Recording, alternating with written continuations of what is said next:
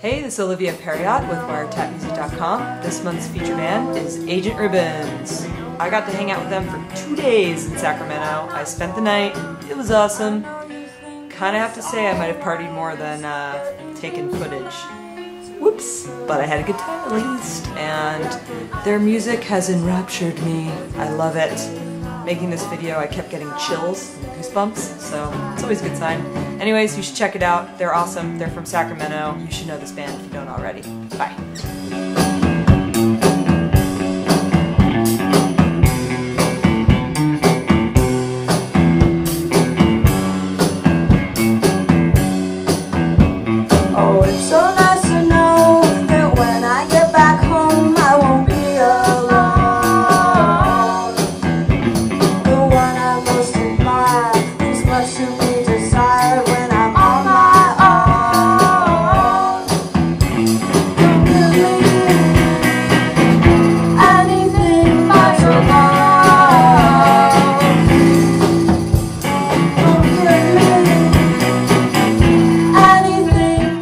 What would you say is one of your favorite pastimes right now?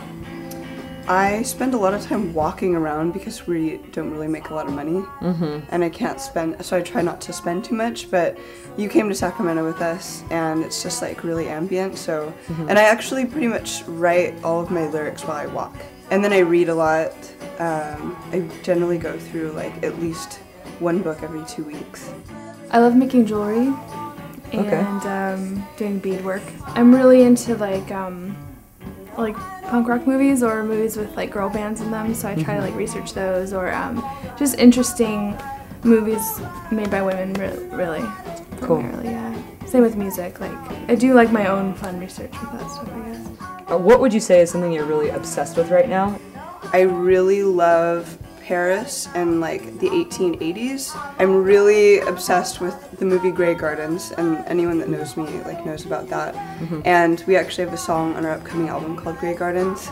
And I've been dressing like Edith Beale sometimes on stage, like I'm going to tonight. So I put headscarves on, and I also am obsessed with these socks that our violinist Naomi introduced me to that you can get at the grocery store that are knee-highs and they're sheer and you can get them for like 25 cents. And I wear those all the time now, so that's a new obsession. The first thing that comes to my mind is this Mamas and Papas song called Midnight Voyage that I just like put on repeat. Cool. That I'm really obsessed with right now. And probably making sweet potato fries as well. Yeah. I'm surprised you didn't say thrift store and thrifting. Well, I am obsessed with that, but you know. As one of your favorite pastimes. Oh yeah, huh? Yeah. I guess it's like more like a career than a pastime. Like I take it more seriously than just pastime, I guess. You're like, yeah, you're a little competitive with. I'm very competitive, yeah. Competitive thrift store shopper for sure. Not willing to leave this behind. She knows that she must keep on trying, so she does. All the while you look on with a smile at her song that you think you know what it's all about. Thoughts at the flame you will never love. So if you could live in a different time period and be creating music in that time period, what time period would it be, and what inspires you about that time period? That's a hard one because I really like pioneer days, like reading about just settlers in the Midwest and the West. Really, really enjoy that period of history, but I'm not sure what music would really go along with that, except for like traditional or like church music. Something that would make more sense would just be probably the jazz era, like 20s and 30s. It'd be really amazing to be like kind of an outcast like character, maybe in Paris or something. As much as I am fixated on Paris in the 1880s, that's not the period that I would want to live in. I guess the 70s is something that I'm freshly interested in, just because so many new awesome things were just like coming to bloom in that period. I don't want to pick a time period where I'd rather make music, because the whole thing that I like about being a musician right now is I feel like I have so many genres to choose from. Somehow it still manages to stay Agent Ribbons, even if one minute we're kind of going for like a Phil Spector thing, and the next minute we're playing accordion and sounding like this weird gypsy band. I may have hips of wood and feet of lead and a spine of rubber, but when I'm listening to your tune, I can dance like any other. Don't let it go to your head. Don't make your bed unless you plan to sleep in it, brother.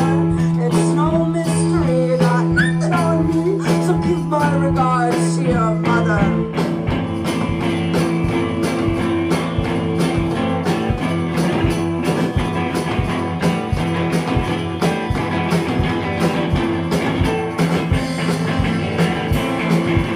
So tell me a little bit about what Chateau Crone is.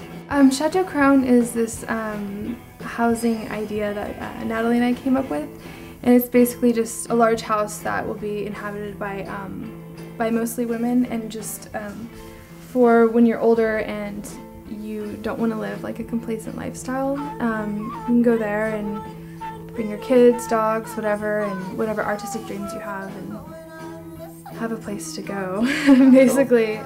Just kind of like create our own utopia Cool. kind of thing.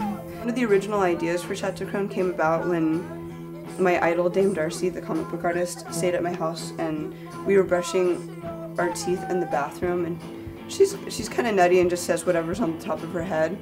And she was watching me brush my teeth, and she said, "You know what's good about being an old crone is that you're more valuable to society." And that just really sunk in. I was like, that's fucking true.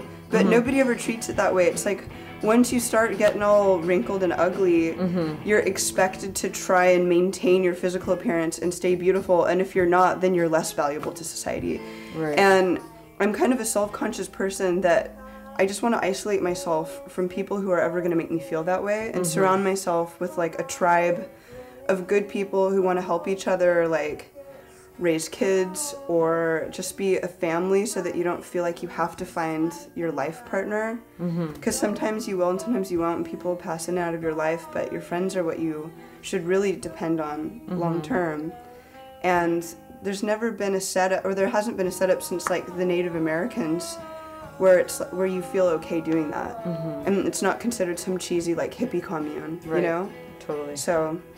So that's what Chateau Crone is, and that's what our next album's called, and it's based on all of that.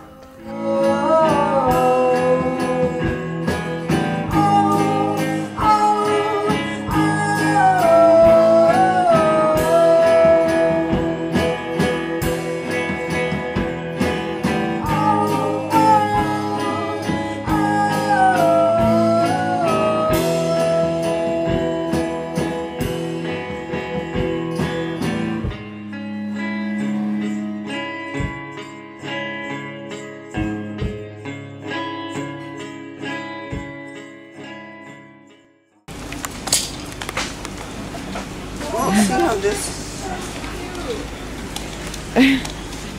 is an exercise machine. For what, For your to get strong ankles. And it's like not even that hard.